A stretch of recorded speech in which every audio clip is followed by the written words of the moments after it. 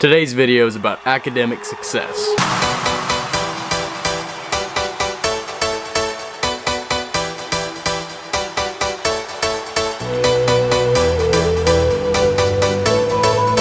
So midterm exams are started this week, so a lot of people are studying a lot, have a lot of exams, different assignments coming up. Really busy week here at Texas A&M. And I was just really reflecting on and seeing how different people react to these kind of situations and thinking about what is it that it takes to be successful in college. And I'm going to give you guys my take on that today. This is honestly the best tip that I could ever give anyone on how to be successful in college, and that is keep a good attitude. I see people that are extremely successful that are positive all the time, and they're literally never stressed out about school, no matter how much work they have, no matter how busy they are.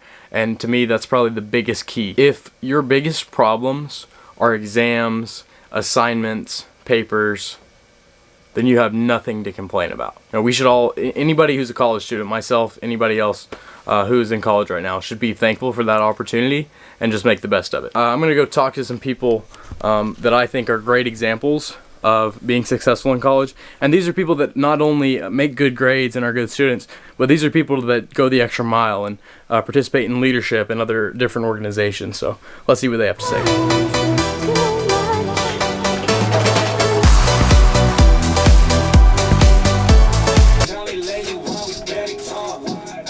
The way to get through school is by literally just like chilling out and not freaking out about it. You got kids like, they're like, oh, I gotta study, but if you're just like, I gotta study, but whatever. I'm an honors aerospace engineering major, double minors in math and computer science. I'm a Navy contract. I'm an RV, so Ross volunteer organization on campus at A&M. I'm also white shirting and SEAL platoon. Anybody that has aspirations of becoming a SEAL, it's like a special workout thing that happens every morning. And you do all that and you still make good grades. Yeah, you have to have like your priorities straight. You have to figure out what matters more to you. I've learned over the past like 3-4 years that there's like a limited amount of f***s I have to give in one day, and you just have to like allocate them correctly. Well, see, that guy right there is a nerd. He's really smart, so he has to study way less than the rest of us. So I'll just make mine a little bit shorter. I'm an electrical engineering major with a minor in physics, which I'm finishing this semester. I've done pretty reasonably well. I'm also in the Student Engineering Council and recently got promoted as a department head in the Navy. Really what I gotta say is, in order to like do good, you just have to sacrifice sleep. I've seen, like, I don't know if anybody's heard of it, but it's like a triangle, and like you can either get good sleep in a social life and like bad grades, or bad grades in a social life and no sleep, or whatever. Just like you can get 2 out of 3. I feel like sleep is the least important, so I always keep a positive mind, and I feel like it's helped me out through my college career just because I've had a good time. That's all I gotta say.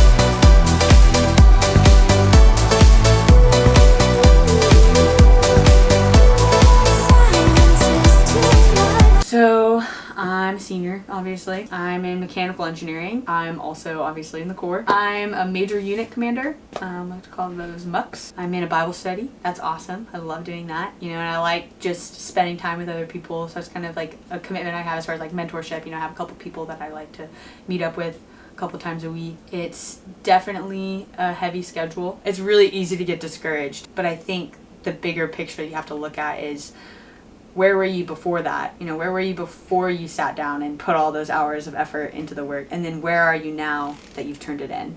Regardless of what the grade is. You learned, how to push through those late hours of the evening and dig deeper into yourself and find that dedication to your work that maybe you didn't know was there before. Really, it just comes down to figuring out why you're doing what you're doing. It's easy to do those things when you're having a good day. But really, I'd say the hardest part that I had to learn was staying motivated about the things that I didn't like. When you can recognize that the smaller things are just as important, it's a lot easier to stay committed to your why. It's really not about like having the right study habits or going to the right tutoring sessions. Obviously those things are super helpful, but those are the easy things to figure out. That's the surface level stuff. So it's all about finding out why you're doing what you're doing. Don't lose sight of what you can do for other people, because that for me has been the biggest point of growth throughout college. I stopped focusing on myself and how I can improve,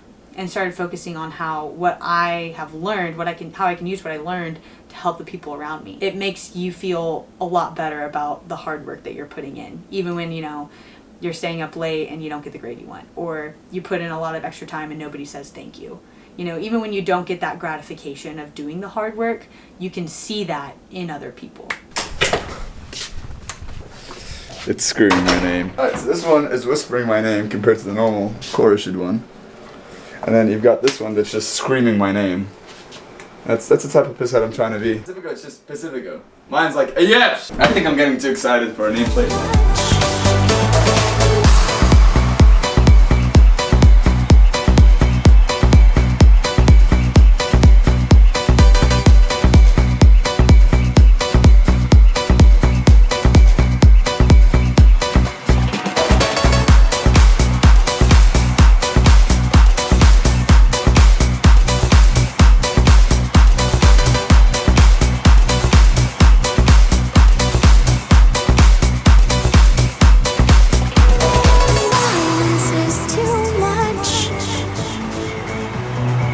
Alright, I forgot the most important thing, work out. If you work out, like, you'll get better grades just because it's been scientifically proven that working out actually makes you have a healthier brain. It's worked out for me for the last 3 years, so work out.